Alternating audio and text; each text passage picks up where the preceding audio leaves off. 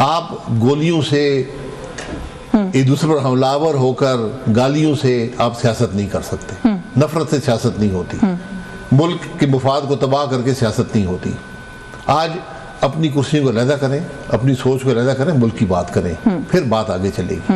आप कह रहे हैं कि इमरान खान भी अपनी सियासत के लिए अब जो है वो उस तरफ चल पड़े हैं। देखिए, उनकी जमात का एक नुकाती एजेंडा है जिसकी बुनियाद पर वो यहाँ पर आते हैं कि इमरान खान को जेल से निकालो। तो जेल में सारे सियासतदान गए हैं, किसी ने कभी हमला नहीं किया, आकर ये मुतालबा नहीं किया कि मैं जी हमलावर हो जाऊंगा, मेरे पास हुकूमत है, वरना अगर मुझे रिहा ना किया गया। तो ये सारी सोच ही गलत है। हुकूमत की सोच भी गलत है, अपोजिशन की सोच भी गलत है। आज चाहिए ये है कि इस निफाक को, इस खलीज को ख़त्म करें। पार्लियामान के अंदर अपोजिशन हो, हुकूमत हो, स्पेस दें, एक दूसरे को जगह दें। हुकूमत अपोजिशन के बगैर नहीं चल सकती, मुल्क नहीं चल सकता अपोजिशन के बगैर भी। ये बात समझने की हुकूमत को। ये हुकूमत भी 2 साल पहले अपोजिशन में थी और 4 साल अपोजिशन में रही है, दोबारा भी और मुश्किल अपोजिशन दोबारा भी कल भी जाएगी, बिल्कुल जाएगी। अगर से ये जमहूरियत में आपको तैयार होना चाहिए, अपोजिशन हुकूमत बनाने के लिए और हुकूमत अपोजिशन में जाने के लिए। लेकिन जिस किस्म की सियासत अब हो गई है, कल गोलियों पे आप गोलियों से सियासत करेंगे। हाँ, आ तो गए हैं वहां तक। एक ब्रेक लेनी है सर, ब्रेक से वापस आके जो भी आप बात करें ना कि किस तरीके से आगे बढ़ना चाहिए, उसके लिए कॉन्फिडेंस बिल्डिंग मेजर्स क्या हो सकते हैं, थोड़ा सा मैं आपसे वो उस पर बात करने की कोशिश करूंगी। व्यूअर्स, इस ब्रेक के बाद हमारे साथ रहिए। जी, वेलकम बैक नाज़रीन। शाहिद खाकान अब्बासी साहब हमारे साथ प्रोग्राम में मौजूद हैं। ब्रेक पे जाने से पहले सर आपने कहा कि ये जो रवैया है कि इक़्तिदार के लिए सियासत करनी है, इसको तर्क करके मुल्क के मफाद का सोचना पड़ेगा।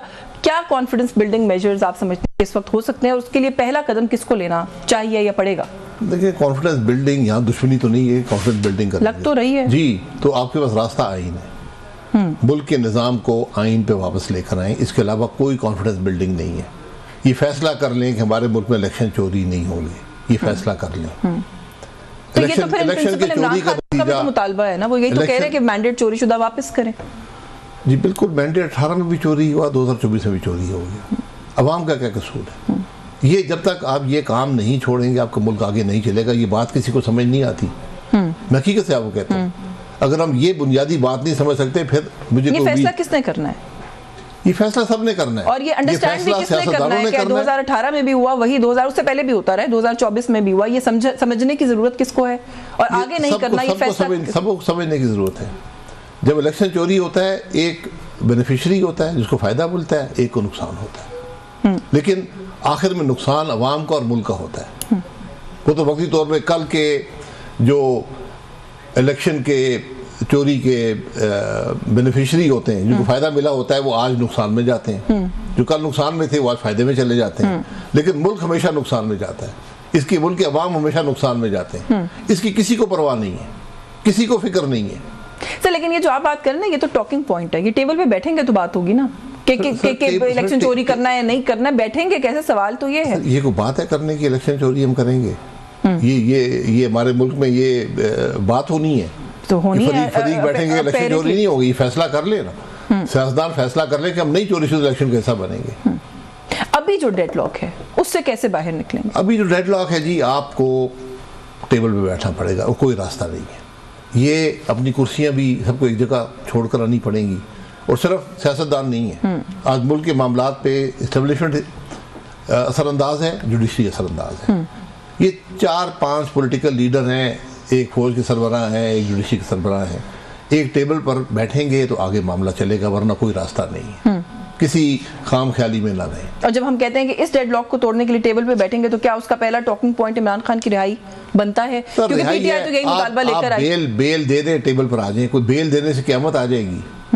पॉलिटिकल लीडर कभी को भागा है मुल्क से? ऐसा इकबाल साहब ने कल स्टेटमेंट दी, उन्होंने कहा पता नहीं हमसे ये सवाल बार बार होता क्यों है, हमने थोड़ी देनी है बेल भी, ना हमने देनी है, रिहाई भी हमने नहीं करनी, हम तो हुकूमत है, हम अदलिया थोड़ी है। देखिए, असल इकबाल साहब भी जानते हैं कौन बेल देता है और कौन नहीं देता, सब जानते हैं। मैं भी जानता हूँ, वो भी जानते हैं, आप भी जानती है।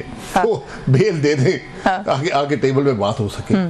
साल हो गया चले, अभी उनके 2 साल 8 महीने बाकी हैं। एक फार्मूला है पाकिस्तान में, जितना अरसा आप इक़्तिदार में रहेंगे, इतना अरसा आप जेल में भी गुजारेंगे, उतना अरसा आप जेल में भी गुजारेंगे। बिल्कुल, तो ये बकायदा फार्मूला बना हुआ है। तो इसका मतलब है तो अभी तो खान साहब का वक्त अभी वक्त बाकी है, लेकिन फिलहाल बेल दे दे, बेल पे आके बातचीत कर ले, मामला आगे चले। देखिए, बात मुल्क की है, मुल्क के अवाम की है। हाँ। ये निज़ाम जो आज है ये नहीं चल रहा, ये नहीं चल सकता, ये गैर फितरी है, ये नहीं चल सकता। इस बात का एतराफ़ कर लें, आगे को देखें कि हमने कैसे मामलात को दुरुस्त करना है। इन कुर्सियों ने कभी किसी को कुछ नहीं दिया। बहुत से लोग आए इन कुर्सियों पर बैठे हैं, चले गए। तारीख ऐसा है, आज उनको लोग अच्छी सोच से याद नहीं करते, अच्छी यादें नहीं है उनकी। लेकिन अभी तक खबरें सर तो ये हैं कि ऑपरेशन या क्रैकडाउन, जिसको आजकल एक नया लफ्ज आ गया हमारी उसके अंदर डिक्शन के अंदर, कि क्रैकडाउन होता है जी, क्रैकडाउन भी सख्त होगा, मजीद पकड़ दकड़ होगी। केपीके गवर्नमेंट के बारे में तो वो कह रहे हैं जी कि उन्होंने सारे वो लवाजमात पूरे कर दिए हैं जो कि गवर्नर राज लगाने के लिए होने चाहिए, वो विफाक पर हमलावर हुए हैं। तो गवर्नर राज भी लग सकता है, आज काबीना में डिस्कस हुआ। लगा दें तो उससे मजीद टेंशन बढ़ेगी और क्या होगा? मजीद होगी। ये सोचे ना कैसे हम यहाँ पर पहुंचे हैं, कि कल यहाँ पर जो लोग आए हैं वो क्यों आए हैं? वो कोई किसी की दुश्मनी में आए हैं? वो अपना हक मांगने आए हैं। वो लोग कह रहे हैं कि हमारा मैंडेट चोरी हुआ है, हमारा हक हमें दें। आप उनका इसका मुदावा करें, इस बात का हल निकालें कि मुल्क के इलेक्शन चोरी नहीं होंगे, जिसका मैंडेट है उसको मिलेगा, मुल्क आगे चल सके। सब ये फैसला करें कि हमने कैसे मुल्क चलाना है। आज आप ये कुर्सी छोड़ दें, आज फैसला कर लें कि ये एजेंडा है, सियासी जमातें बैठकर उसको इम्प्लीमेंट कर लें। एक यूनिटी गवर्नमेंट बना दें जिसके अंदर लोग हों, जिनमें सलाहियत हो, जो मामले को हल कर सकें, उस एजेंडे को इम्प्लीमेंट कर सकें, और आप उसको सारे मिलकर कंसेंसस से मुल्क के मामला चलाएं। आज मैं बार बार कहता हूँ, गैर मामूली हालात हैं, इसका हल भी गैर मामूली होगा, लेकिन आइन के अंदर होगा। आइन से आप बाहर जाएंगे, आपको नुकसान होगा। लेकिन वो जो आप कह रहे हैं ना, हल फिर भी गैर मामूली होगा, और कुछ चीजें हैं जिनके ऊपर ये वाली बयानबाजी अब नहीं चलेगी कि हम थोड़ी कर सकते हैं, ये किसी और ने करना है। सब कुछ हो सकता है इस मुल्क में अगर कोई चाहे कि करना है। सर, थोड़ा सा पीटीआई के सर्कल्स में क्या हुआ, आपका तज्जिया क्या कहता है? ये जो अब आपको पता है तरह तरह की बातें हैं कि हाईजैक कर लिया पार्टी को किसी ने। मोहसिन नकवी साहब आके खबर ये देते रहे सारा टाइम कि कौन पार्टी का टेक ओवर कर रहा है, वो अपने काम की बात नहीं कर रहे थे। तो कुछ इस तरह का मामला आपको लगता है कि पीटीआई के अंदर मिसमैनेज हुआ सारा कुछ? देखिए, पीटीआई में एक बड़ी वाज़ेह हकीकत है, अब हम उसको माने या ना माने, जो नजर आती है। वहां पर एक आदमी है जो जेल में, इमरान खान, और नीचे वर्कर है, वोटर है, बीच में कुछ भी नहीं। बीच में जो है वो रोज चेहरे भी बदल जाते हैं, उनकी वफादारियां पता नहीं किधर होती हैं। वो कभी एक बात करते हैं, कभी दूसरी बात करते हैं। ना मेरा ख्याल है जो वर्कर और वोटर उन पर यकीन रखता है, और ना ही जो उनका लीडर है उन पर यकीन रखता है। लीडर भी नहीं रखता, मेरा नहीं ख्याल।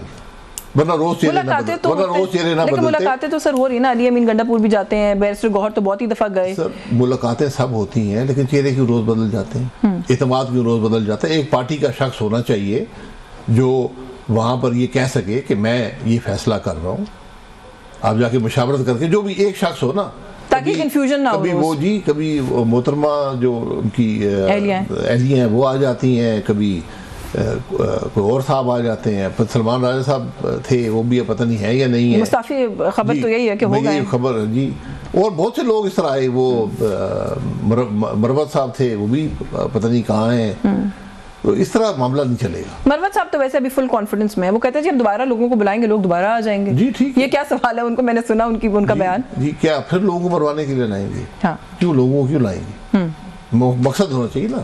अगर आप मकसद ये रखें कि हाँ हम मुल्क के हालात को बेहतर करना चाहते हैं, बैठे टेबल पर। आज जितनी जिम्मेदारी हुकूमत की, उतनी जिम्मेदारी अपोजिशन की भी है। अपोजिशन अपना काम नहीं कर रही, न हुकूमत अपना काम कर रही।